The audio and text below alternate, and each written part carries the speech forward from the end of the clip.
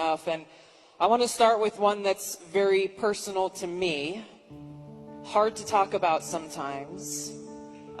This is only the second time I've spoken about it publicly, but my husband and I were married almost 10 years ago. We wanted to start a family. We were very excited about it. Unfortunately, it was very difficult. We were not successful in trying to get pregnant. For us, IVF seemed to be the only option and the last resort. As you know, it's a pretty difficult process. It's very, very expensive. I was in Congress at the time, traveling. I would carry the medicine that I had to administer shots to myself sometimes in an airport bathroom.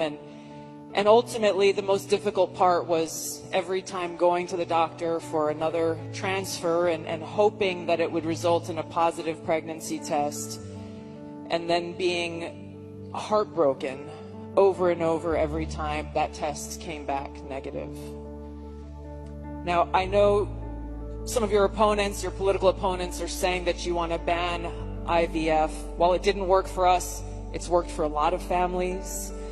And I just know that there are women and couples in this crowd, or those who are watching here tonight, who may be going through this same struggle and are concerned about being able to have this option, either because they might not be able to afford it, or they're concerned that it just may not be available. And I'd love for you to talk to them about how they should feel.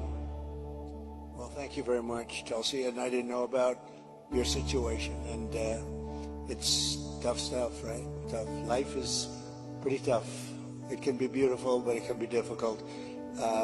We are doing something with IVF, because IVF, as you know, for friends, people you know, it's really worked out very well for a lot of people. It gave them a child when they would not have had a child. And I told my people I wanted to look at this a couple of weeks ago.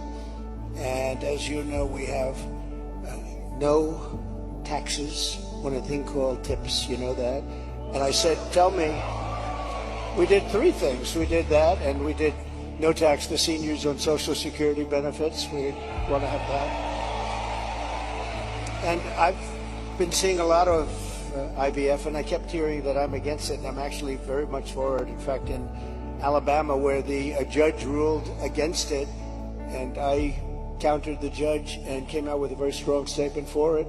And the Alabama... You were very quick in your response to that. I was, but they were too. They were amazing. The legislature approved virtually my statement. I'm in full IVF, and it's really gone. It's terrific. And I said, so with the tips and with the Social Security, the no taxes on Social Security, I said, maybe for IVF, and I've been looking at it, and what we're going to do is for people that are using IVF, which is fertilization, the government is going to pay for it, or we're going to get or mandate your insurance company to pay for it, which is going to be great. We're going to do that. I can't tell you how life-changing that would be for so many families, because it costs a lot of money. A lot of people go into debt just for the hope of being able to start their own family. Well, it's big, and you know what? We want to produce babies in this country, right? We want to produce babies. So I think it's going to be something we sort of announced